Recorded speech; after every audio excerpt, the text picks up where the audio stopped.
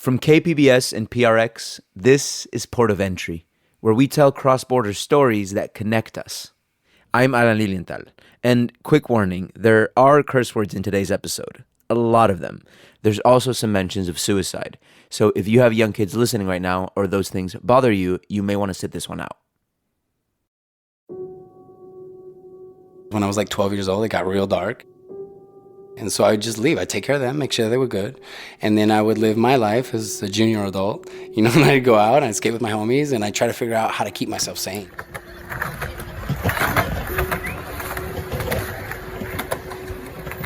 This is Seth Sullivan.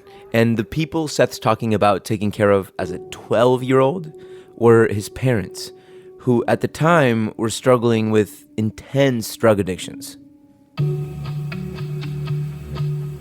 As long as they were good, right? As long as they had their medication, which was me going out and getting their medications most of the time. What was the medication? It was all prescription stuff, like Temgesic, Butyrate. It was all pills and injected. But it's, How do you responsibility for a 12-year-old? Well, now, I look back at it now, but for me, if I wanted to go skate, I had to do that first. So it wasn't like a responsibility at all. It was my obligation. Like it was, oh, you want to go skate at 2? Okay, well, you know what you got to get done. You got to get us food, and you got to get us this, and then you can go and take off. Sometimes I'd have cash to do it. Sometimes I got fronted this stuff, and then we had to figure out how to pay for it later. But it was always fight or flight.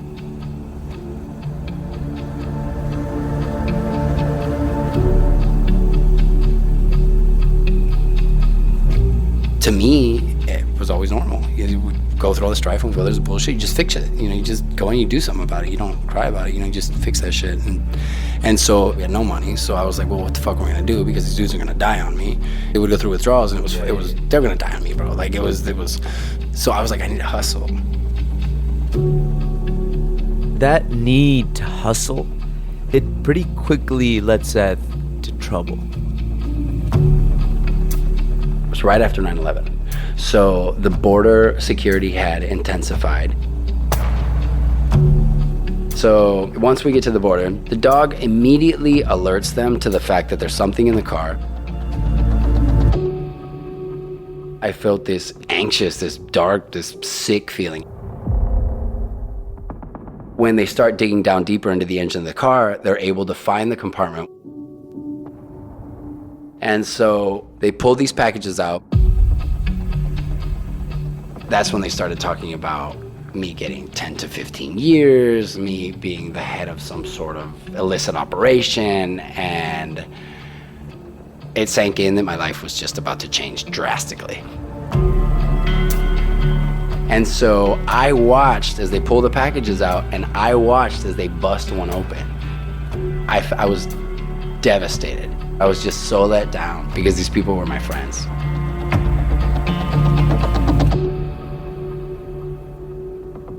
Okay, so a lot of times, someone like Seth, a guy with a really challenging childhood and no dependable adults in his life, dudes like that sometimes get tossed aside.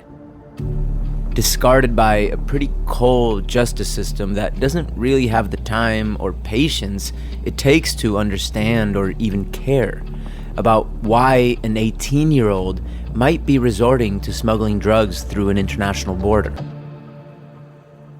But for Seth, that difficult upbringing and the inner hustle it built, when Seth eventually learned how to channel it all, he became the GOAT at thrifting.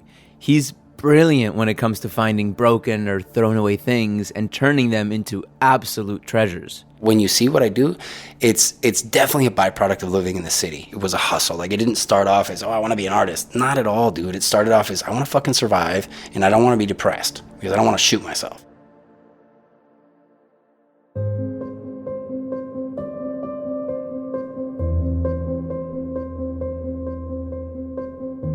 I mean, Seth could have just thrown his life away at 18 when he got busted for drug smuggling, but he didn't. Instead, just like the discarded gems he finds, Seth saw value in himself and gave himself a chance at a second life. When did you start considering yourself an artist, not just a hustler? When I had the balls to say it for the first time.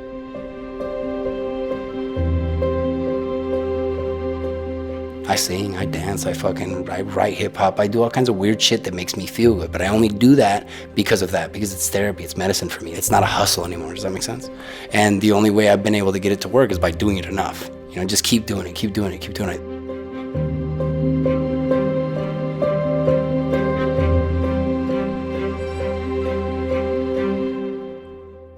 Today's story kicks off our new season of Port of Entry. It's a season focused on artists and musicians who have turned pain into superpowers. More on Seth's cross-border story after the break. Nos vemos muy pronto.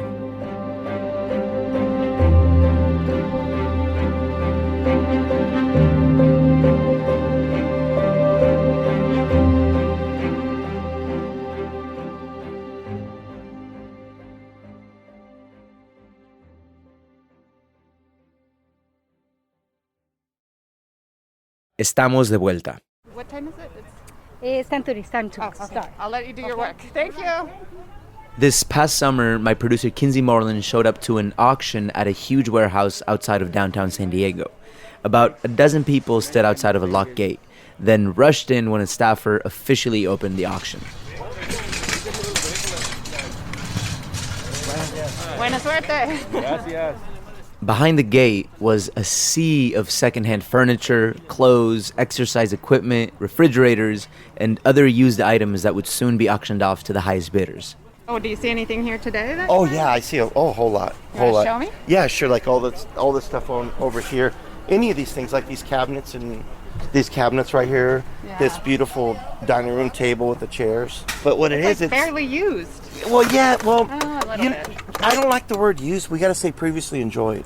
Ah, I like it. Rebranding. Yeah. This is Daniel. He's one of the biggest buyers of secondhand goods at auctions north of the border, which makes him one of the biggest resellers south of it. Oh, I do it by the truckloads. Okay, vámonos, let's go. Let's go, Joe. Vamos por este. Give me our first. Dame 30 por el 30. 30 por el 30. Right now they're bidding on this stuff. That refrigerator went for $100. It probably works. Somebody probably figured out it works and everything. So $15-20 for the stove. He does it in English and Spanish because most of the people they only speak Spanish. But it's multicultural. Look at it, you know. Vamos por el siguiente. Yeah, toro. Toro aquí. Vamos por aquí. Everything here. Give me $30. I say 30. Daniel didn't want to give us his last name, by the way, in part because he's a businessman in Tijuana and he says that makes him a target for crime. He says he also wants to remain somewhat unknown to his competitors bidding on goods at these auctions. Anyway, Daniel buys used things at auctions like this one at Father Joe's in San Diego. Then he and his fleet of drivers take the goods to the port of entry in San Isidro, where they're required to pay an 18% tax of the estimated value of the goods to the Mexican government before they can cross. Then Daniel sells this stuff at his huge secondhand store in Tijuana. My whole goal, my whole thing is like I tell all the people over here is keep the landfill stuff down. And we're not taking trash down into Mexico. But what it is that we're just trying to keep stuff down and try and supply people with stuff that can be reusable, upcycled, I guess you could say. Daniel, by the way, says the pandemic has totally rocked this corner of the cross-border world. Not as many people are donating stuff, not as many people are buying previously enjoyed items anymore, and the majority of the folks who used to cross to buy stuff can't cross right now because the border is still closed to Mexican citizens with tourist visas. But like usually on a day like this today, you can't see through the radio, but this would be a big crowd of people. Really? Yeah, we only see in a handful right now. 82. So, linens. Vamos por él. Give me $40, 40 por él. Thank you. I say 40. I'll say 40, 45. Seth Sullivan, better known as Art Pusher on Instagram, used to be one of those people lining up outside the gate at that auction in San Diego most mornings. And I would get up in the morning, dude, and this is when I just started smoking weed, bro. So I would take a blunt to the dome by myself, like a G of fucking very strong medical marijuana, and then I would drink a cup of coffee. So I would show up to this auction, fucking just going, just yo! And everybody at the auction, my friends would have to tell him that, no, Seth doesn't smoke crack, dude. They'd always be like, dude, does Seth smoke meth or crack or something? He's like, no, that's just how he is. So yeah. Fueled by caffeine, cannabis, and his contagious natural enthusiasm, Seth got really, really good at being able to quickly spot the really valuable stuff amid the not so valuable stuff. And so it became a lifestyle, like this whole going to the auctions and buying and selling. Like I started meeting other people doing it as a profession, so I started learning the hustle of the auctions, especially because auctions are complicated. Like you really have to know what you're doing. It's not just lifting up your hand at a price. Like people that are seasoned will drop things on you at a really elevated price, so you spend all your money and you don't come back. Like it's the craziest thing, dude. You think you're doing good and shit, and then you look at your pockets, you got one couch, you're out $400, and you didn't make any money that day. And so I started really getting to know the auctions and how to work that. No, por el, give me 75. 75 in that bag. I say 75, 80, 80, 80,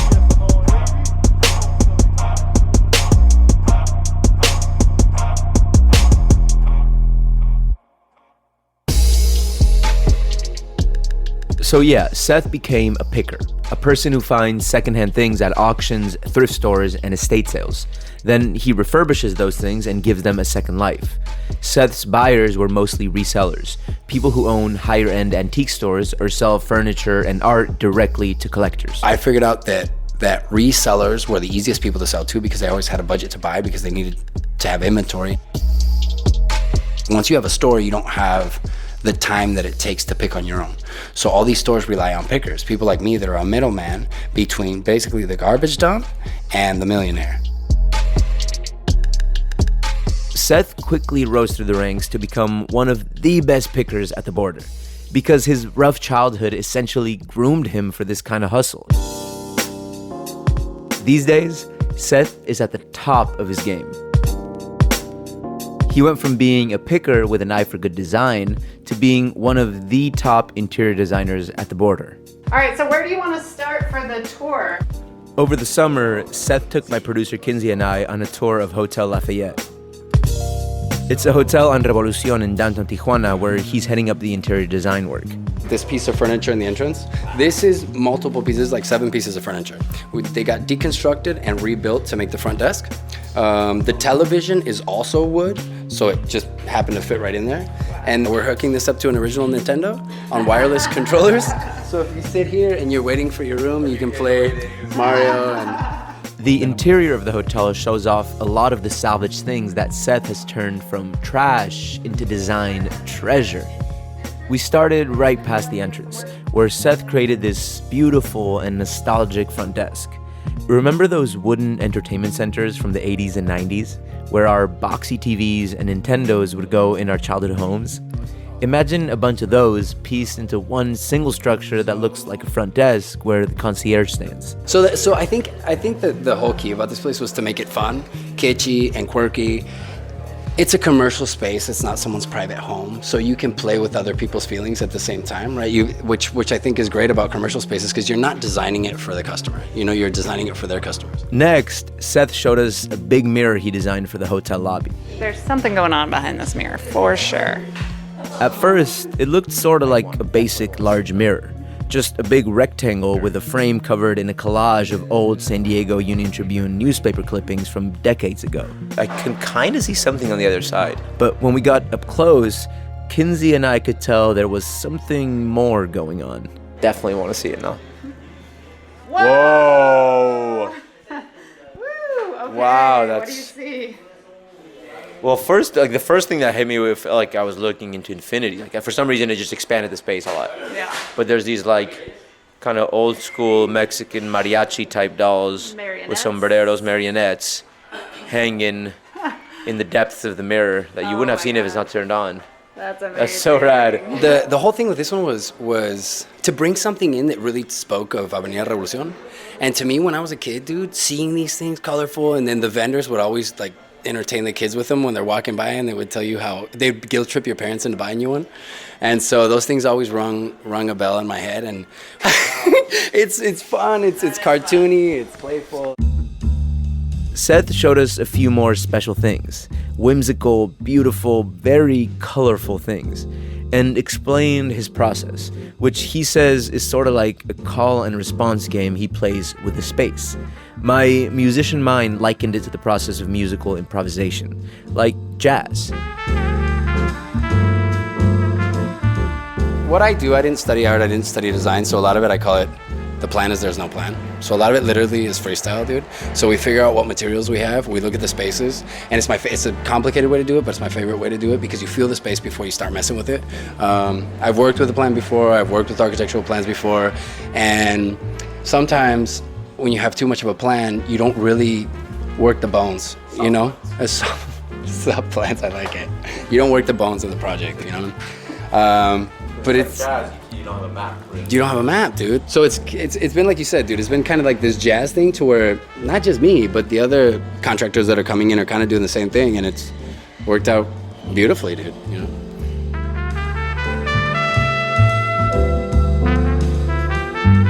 So how did Seth get here? How did he go from drug pusher to art pusher? How did he become the guy who gets some of the most exciting design gigs on both sides of the US-Mexico border? Seth's story actually starts with his blue eyes and light skin, and an identity that inevitably leads to a little confusion and a lot of curiosity. Let's start at the beginning. You're not a traditional Tijuanense, but you really are. You're the most representative of most people that I know. But where were you born? Where did your life start? Tijuana. Yeah, Tijuana. Yeah, I was born in Tijuana, and el Hospital de la Mujer y el Niño. It's real. I'm really born here.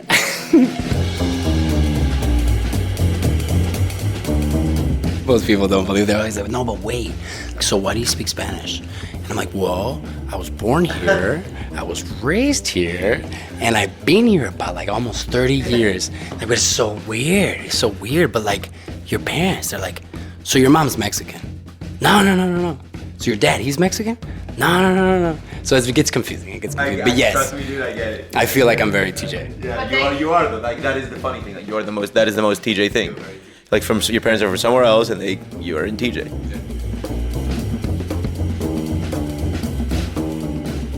So yeah, Seth's parents are from the US. Exactly why they moved to Tijuana is a bit fuzzy in Seth's brain. But he says Tijuana's alternative medicine scene was booming at the time, which made the city attractive to his parents, who had started dipping their toes into things like meditation and relaxation techniques. They ended up in TJ. My father got offered a medical facility, Valparaiso. It was like hot springs in TJ, and they used to treat a lot of people for terminal illnesses. They would come in for cancer. They would come in for all kinds of incurable things that apparently on this side of the border, people were getting well. And so he ended up on this side of the border back in the 70s. They love Mexico, and they ended up staying on here. And I don't know if it's because of the freedom that they had, but Tijuana back in that time, bro, it was a fast-moving city that had a bunch of money, and it showed it, and it spent it on itself, and it was a different place than it is right now. You know, it just felt different. Seth says early on, his parents found quick success, and he felt in awe of them. My mom was she was brilliant, bro. She could take a book, digest it in a couple days, 500 pages. She would just rifle through it, and then she would narrate it to my dad because my dad didn't like to read. And then you would look at this eccentric dude, right, which was my dad, which was incredibly accomplished in my eyes. I would watch this person give these incredibly sick people therapy, bro, and they would come out better. And all he did was talk to them and teach them how to meditate. For years, the niche that Seth's parents found really worked. Money was flowing in, and things were good for his family. Going to really nice parties, going to having a beautiful home, like my parents having a great car, and having things that you just didn't see every day. To me, it was normal because that's how we grew up. He had a bunch of friends that worked for the consulate. Everybody was moving and shaking, and it didn't get to his head, but he was a fish out of water, bro. He was an American dude that didn't speak any Spanish. He always walked around with an interpreter. If he didn't have an interpreter, I was his interpreter. And so for him, he loved the city, but I feel like in Tijuana, if you don't eat, you get eaten. And I feel like he got eaten.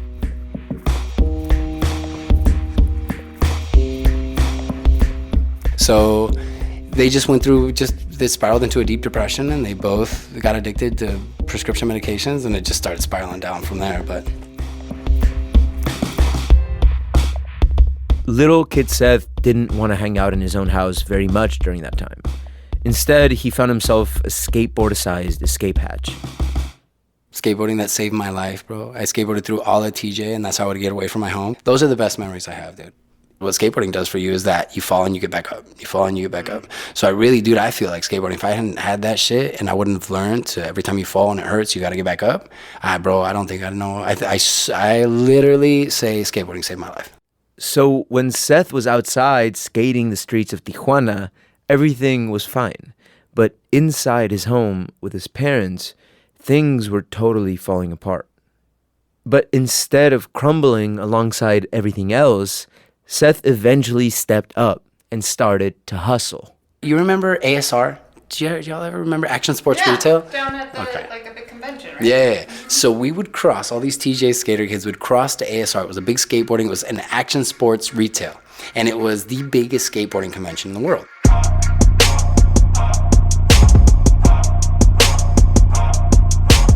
And so you could go and you could meet all the pros, all the vendors, you could see all the big companies. And so we would make up these, should I even say that? Should I share this? We would make up these fucking business cards, dude, that said that we own skate shops. We were fucking 15, 16, bro. And we would go with our business card to the head desk, and the head desk, they would trade your business card for it. They would sign you up, you'd register, and then they'd give you a badge. Well, bro, having a ASR badge was like, I don't even know how to explain it, dude. You would go in there and you would come out of there with 100 Thrasher magazines, because every vendor would hook you up with something, boards, shoes, shirts, and that's where you would go to try and get sponsored. So we would go with all our sponsor me tapes with a fucking dream, dude, coming from TJ, knowing we're going to San Diego, we're going to California, this is where all the big shit is. And we would take our sponsor me tapes and see what happened. I remember I got a sponsor out of San Francisco, this company called Elevate Trucks, these terrible trucks, bro, but they sponsored me, bro, and they gave me a pair of trucks. And so that's what we do, and I would bring back all this product that we would get gifted, and I would set up a little shop at the skate park, and we would sell, and that's what we did. We figured out how to hustle.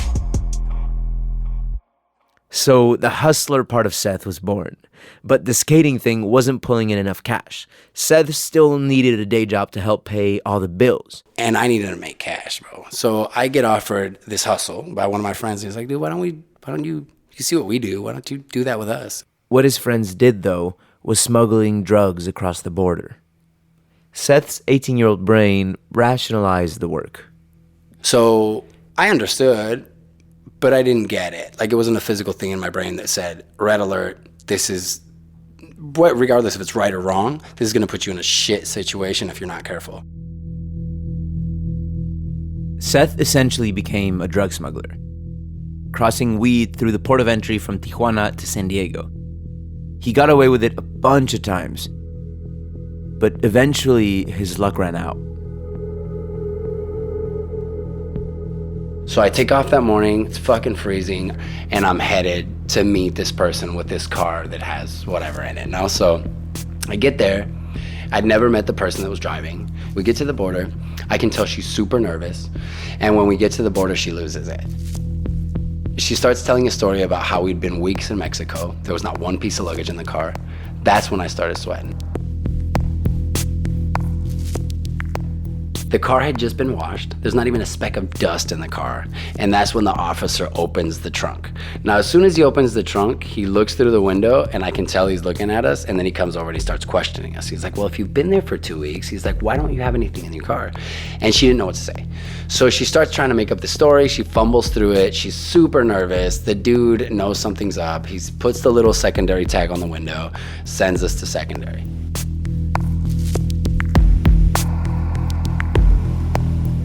Still, I've heard all these stories about people getting caught with weed for the first time at the border, and I'm still not nervous. I'm still not scared. I still know, I don't even think, I know it's gonna be a slap on the wrist. From there, it didn't take long for the drug dogs to find what was hidden in a secret compartment built into the car. So they handcuff me to a steel table, and I'm watching as this goes down. And I look over at her. I can tell she's gonna immediately just start spilling this soup. So they find this compartment that I didn't know existed behind the engine of the car, and they start yanking on something that's attached to a cord, and they pull the cord out, and there's multiple bricks attached to the cord. It's like a system, right? And when they bust that shit open, I could tell real quick that shit wasn't weed.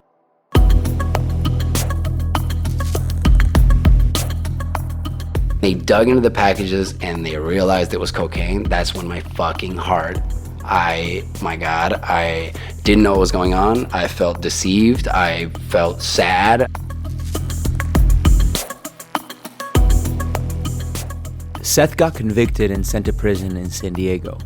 Walking through the rows of cells for the first time, he remembers thinking he needed to act as tough as possible.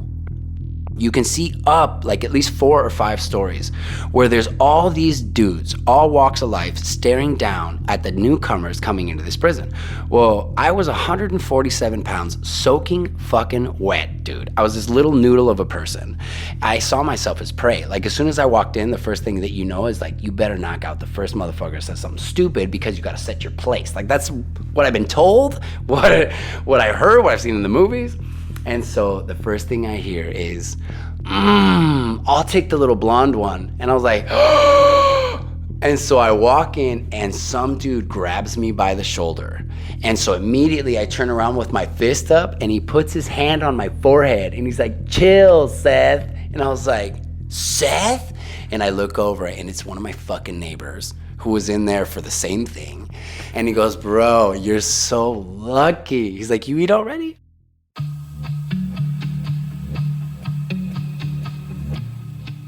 Compared to his stressful home life, Seth says his time behind bars was actually sorta therapeutic. When I went to prison, bro, it was so much better than being at home. Like, real talk, bro. It was so much better than being at home. These 2 dudes fucking adopted me as like, I was so skinny, they called me Stick Boy. I was Stick Boy. Hey, Stick Boy, what up, Stick Boy? And so they were so worried about me being like this little frail thing that they were like, we're gonna start a training thing for Stick Boy. So I got up every morning at 5:30 in the morning and I would do 1,000 push-ups in an hour with these dudes, and I would do that every day until I could do them like nothing. And once they realized that I was gonna be good, that I had the personality that would get me through my situation, they sent me on my way. I came out of jail. I was 147 pounds when I went in. I came out looking like fucking Bruce Lee, bro, because all we did was worked out. 3 years later, Seth got released from prison. He was 21, and he says he felt both physically and mentally stronger. But when he crossed the border back into Tijuana, he found that his parents had sunk even deeper into their addictions. And when I came back out of that, was when they were at their worst point. About a couple months later, Dad decides to shoot himself. He was done.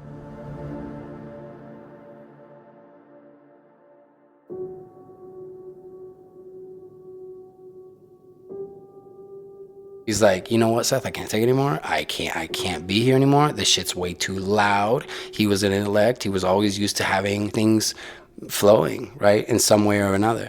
So when things weren't flowing and he didn't have money and he didn't know what to do because he felt powerless, and he's in a country that's not his country, bro.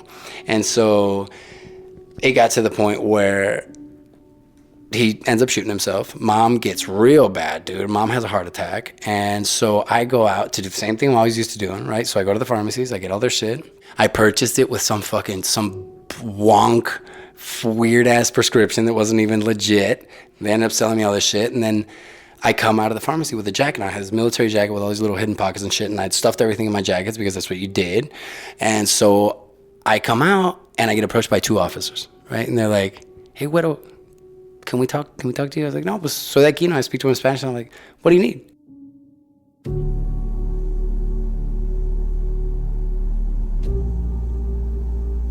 Seth was busted. Again. The cops put him in cuffs. And so back in the day, they had this thing called Delegación Móvil, where they had this police truck that was parked right by the border. And it was basically like a little command center. I don't know what the fuck you call it, like this little police truck, no? So these dudes are laughing. They fucking scored. They're about to put me in jail, bro.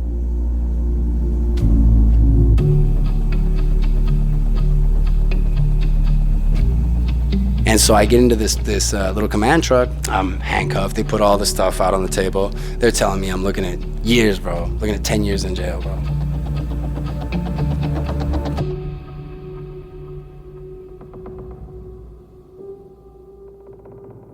We'll continue Seth's border story after a quick break. No quieren perderse esto.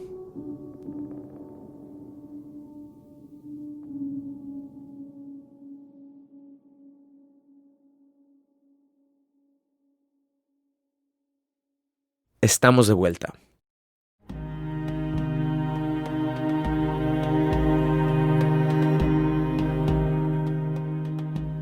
Okay, so there was Seth, cuffed, sitting in that mobile police center in Tijuana, and he decided to tell one of the police officers why he had all those prescription drugs. So I explained to him the situation. I explained to him that my mom was addicted to different types of medications, and that if I didn't get the shit back to her, she was gonna go through withdrawals and it was gonna be a real fucked up situation. My dad had just shot himself. She just had a heart attack. I was like, bro, I swear to you, this isn't me being shady. This is just me living my life.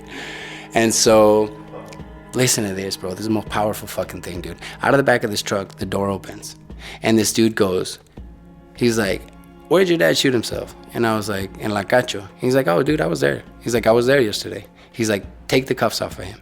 Bro, they took the cuffs off of me. They gave me all the medication back, and they fucking sent me home, homie. They sent me home. He's like, let him go. Just from him knowing I wasn't telling him, I wasn't lying, bro.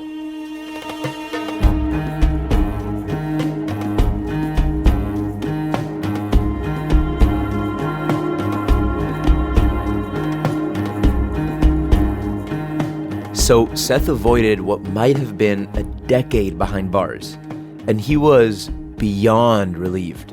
But it's not like all his problems were solved right then and there in that lucky moment, because his mom was in real bad shape. So with some money from his grandma, Seth figured out how to use their US citizenship status, and he had his mom transported from their house in Tijuana to a hospital on the other side of the border in San Diego. Again, Seth was relieved, but also sick with anxiety about how he was going to pay the hospital bills. First night I'm in the hospital, dude, I'm bawling my eyes out, dude. One of the nurses comes over and she's like, can I help you? And I was like, I don't know. She's like, have you filled out your insurance papers? And I was like, dude, we don't have insurance. And she's like, can you tell me what's going on? And so I sat down and explained with her. It's this older Mexican lady, dude. And she's like, mijo, I'ma help you. She's like, you're gonna have to sign a lot of papers, but we're gonna get this shit done. And bro, that fucking lady sat down with a stack of like fucking, I don't know, 100 sheets of paper, and she just made me sign shit. And by a week later, my mom was fully insured, bro. Like, we didn't have to worry about anything. Everything was taken care of. So it was this roller coaster of just these wild things, dude, and all they were lessons. It was just me trying to keep my eyes open to try and learn from this shit, because if not, dude, it would have broken me.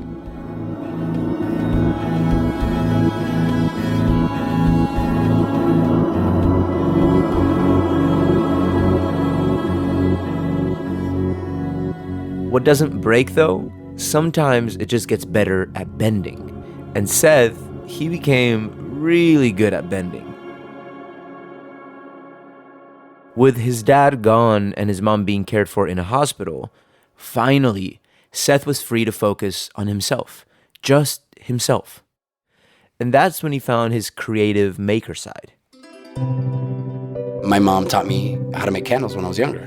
And I realized that I like the process of making them. So I figured out how to make a mold. My mom told me about this day where her and my dad were on the beach making sand candles. And that memory always stayed in my mind. She told me that they made a tent with sheets. And in this tent, they made a dip in the sand. They took a bunch of candles and they melted them out on their little fire. And then you wet the sand and it becomes a mold. So you suspend your wicks in there and you can make this organic, natural shape mold. Well, I figured out how to put object into those molds. So I would take a piece of driftwood and I would use that as my base. And then I would build the candle around it. When you pulled the whole thing out of the sand, you had this sculptural piece of wood attached to this beautiful candle. And so they're really different.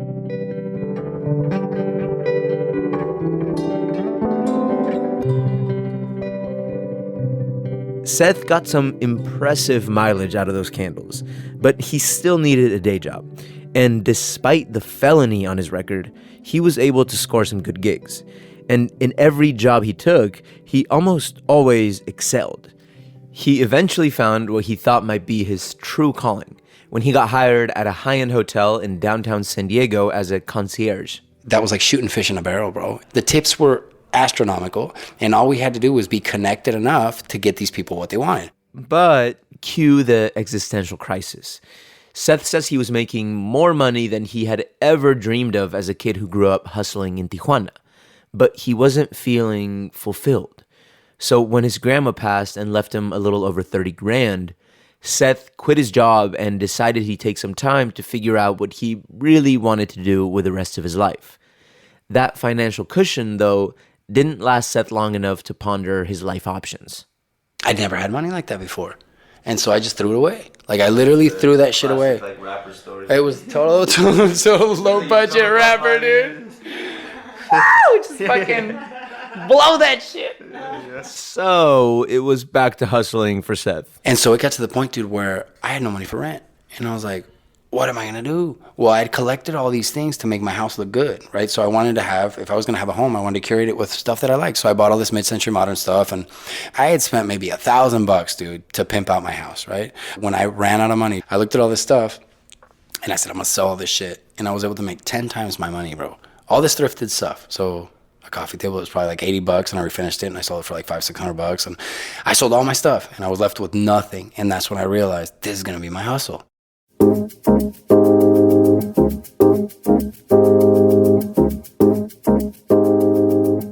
Art Pusher was born. Seth quickly rose through the ranks of pickers. Like, I've gone and taken high-end furniture from recycling places here in TJ, dude, because since they don't know here what it is either, it came across the border as something really important, but once it got here, it's just another object that's either it's metal or wood, or what do we use it for? Because here, for the longest, things had to be useful. Like, for it to be valuable, it had to be useful. So I started realizing that, and I would go around, dude, to all these salvage yards, finding all these things that were coming from the US, and I would either restore them or just drive them right back across the border and just drop them off with who actually knew what they were. But they'd left the United States with the person not knowing what they were either.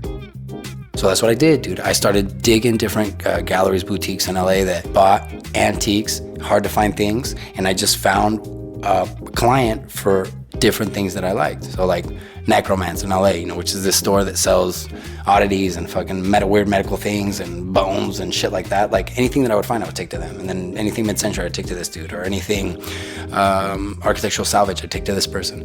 Because I realized that it was something incredibly rewarding. If I did it right, the profit margins were astronomical, dude. Like if I knew how to buy and I knew how to sell, like your margins were like nothing else, dude. You're not doubling your money. Sometimes you're 30 times in your money, bro. Sometimes you're buying a sculpture for $10 and selling it for $300. But you can't just be selling something. You gotta know where it came from. You gotta know who made it. You gotta know what year, what series, what style, if this color's rare. And so that became really important, especially in furniture. Because yeah, it could be from the 60s or 70s. Yeah, it could be modern and cool. But there's certain pieces out there that are like relics, like those my precious, like those things, you know, that you only find one. Luckily for Seth, he'd been trained to know some of this stuff early on. His mom actually taught him how to recognize quality in old things. We would go, as a kid, I would go to thrift stores, estate sales, mostly in San Diego. We lived in Tijuana. She would take me to school in San Diego. When I was little, I went to kindergarten over there. And every time that we would cross the border, she had to hit a bookstore, an antique furniture store, and a thrift shop.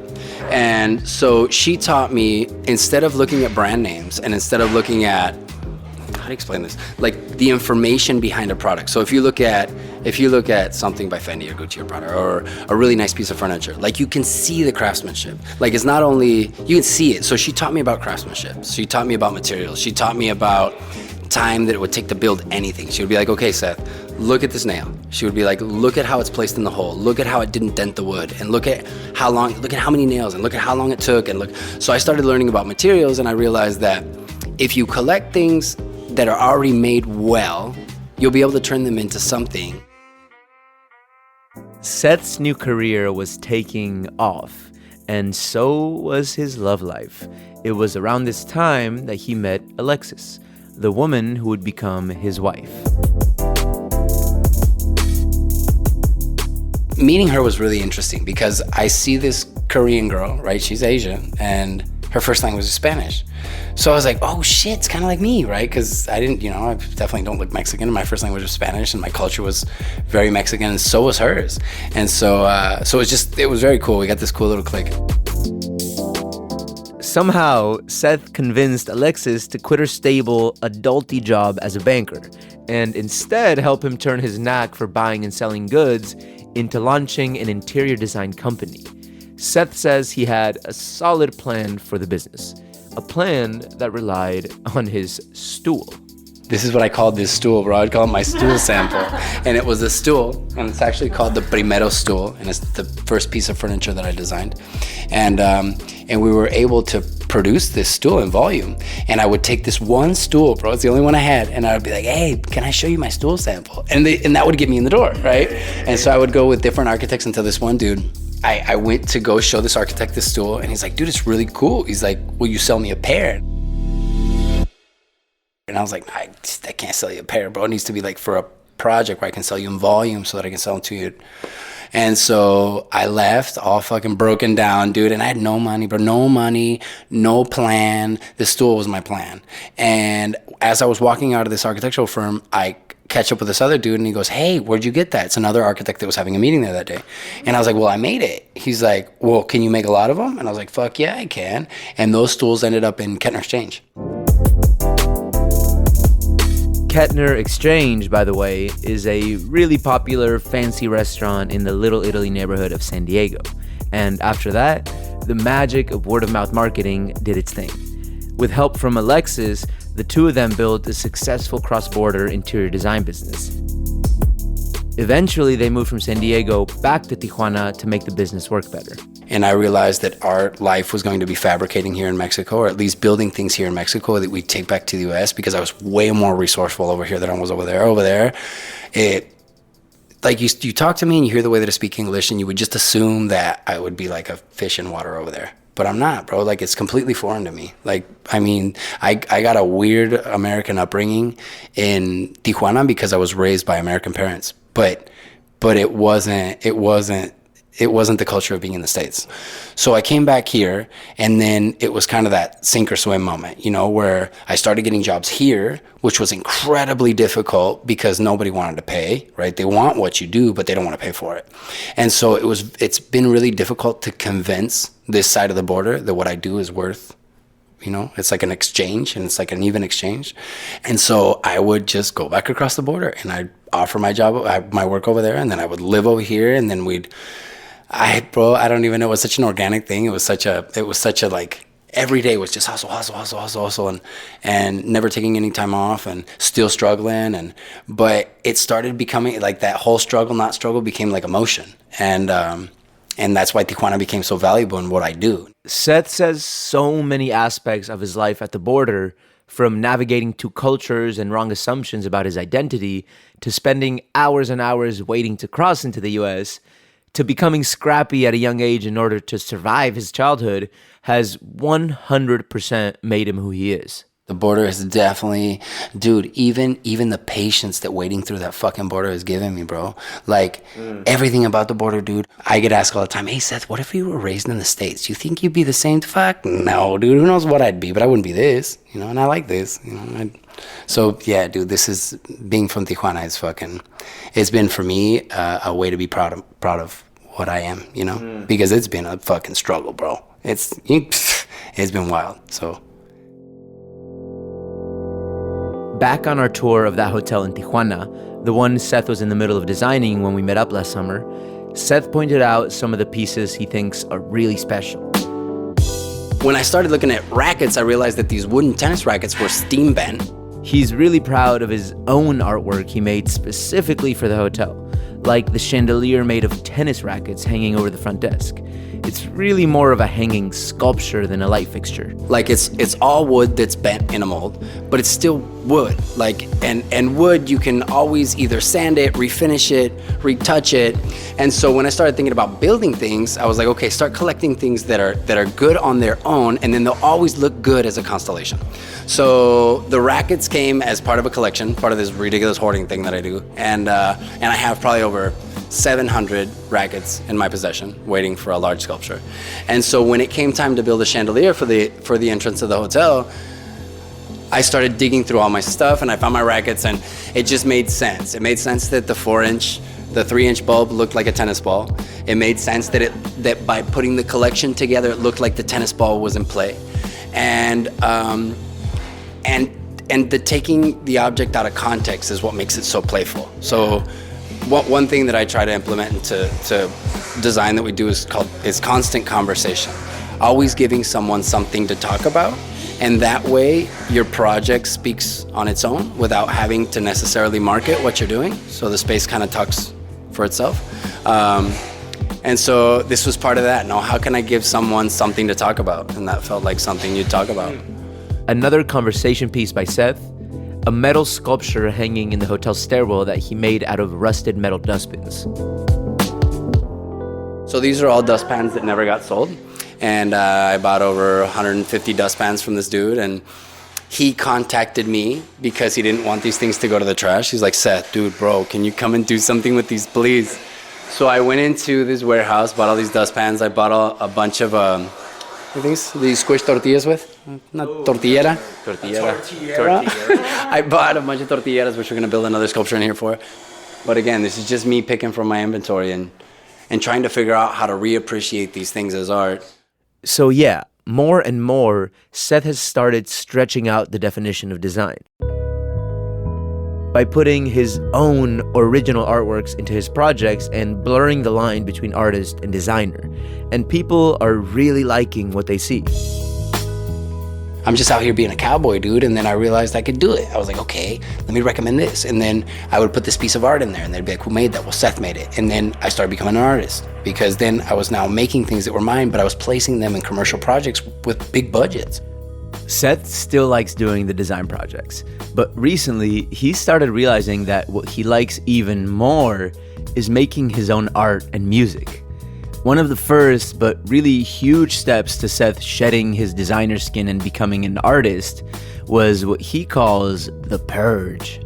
After years and years of being a picker, he had amassed warehouses filled with used things he collected. It took him months to sort through everything and get rid of most of it. He says it was a super painful process. But once he let go of things, instead of dreaming about one day giving those things a second life, he felt sorta reborn himself. I purged and I made my surroundings smaller because that gave me a center of focus. So it helped me heal like a lot of things, like a lot of dependency that I had on things because I would attach to things because that's what my parents did. That's what I watched them do. They just hoarded shit. Like that's what they did.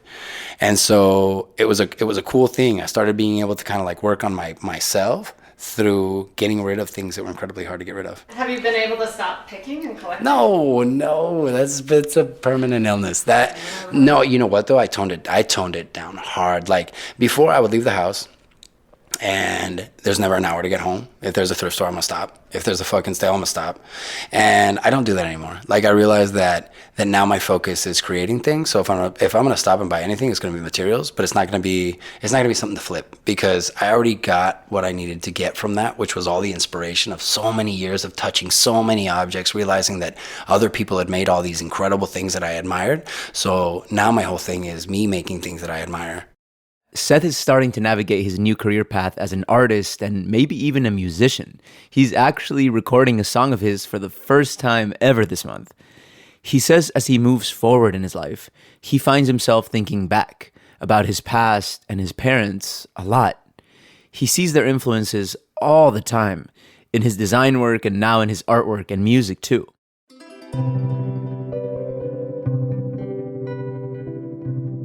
Seth's mom passed away back in 2018. Her years of drug abuse finally took their toll. I was holding her hand when she died, and it was just difficult because she kept screaming no, like she didn't want to go.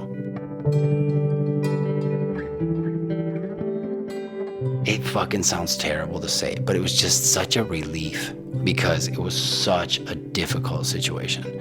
It was hard because it was my mom, but I realized this was part of her path and I had to be okay with that. But it's just everything behind it was so hard to kind of detangle emotionally for me to figure the fuck out to where I could be okay with it. And I'm still trying to figure out if I'm okay with the way that all of that went down. But it doesn't matter, it is what it is. I'm very grateful for being what I am as a byproduct of all this shit.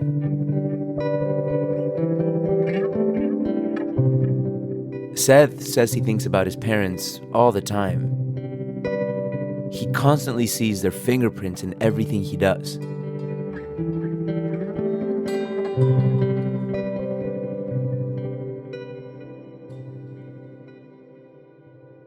They were beautiful people, bro. They were cool people. But life and whatever, the way that they looked at it got the best of it, you know? But again, going back to feeling TJ, that felt very TJ. It felt very TJ.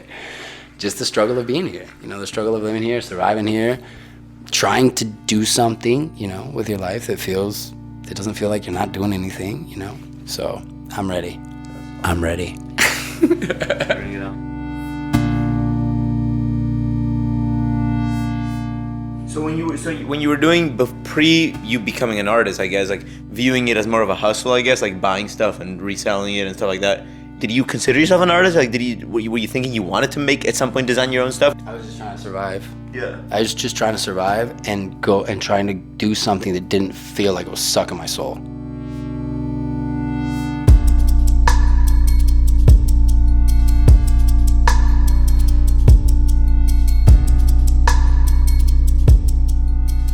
So for me, I started realizing that there's gotta be something more, dude. There's gotta be something more. You get one ride in this fucking meat suit, right? And the more context, the more idea, the more thought I put into my things, I realized that the more information people receive from them. So I started taking it serious because I was like, dude, if you're gonna be doing shit out in the world, you better do that shit right because people are paying attention. So now I take it a little more serious. That shit made me feel better about myself, bro. Because for the longest time, I was like, fuck, what am I doing? What am I doing? What am I doing?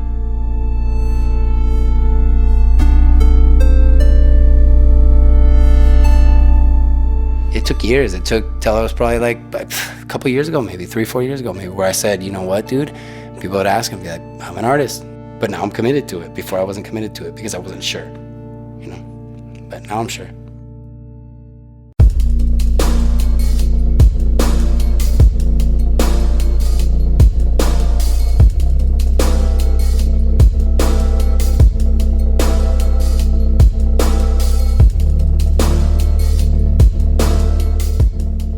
You can see photos of Seth's artwork and design on his Instagram page. He's @ArtPusher.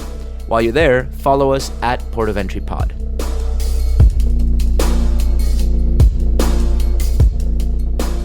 And we mentioned suicide in today's episode. If you're having thoughts of suicide, you can call the National Suicide Prevention Lifeline at 800-273-8255, or the San Diego Access and Crisis Line at 888-724-7240.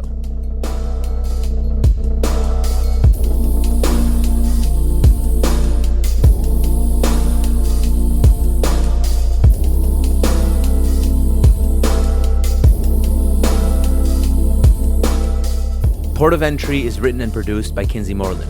Emily Jankowski is the co-producer and director of sound design. Alisa Barba is our editor. Lisa Morrisette is operations manager, and John Decker is the interim associate general manager of content. I'm your host, Alan Lilienthal. This program is made possible in part by the Corporation for Public Broadcasting, a private corporation funded by the American people. Thank you for listening.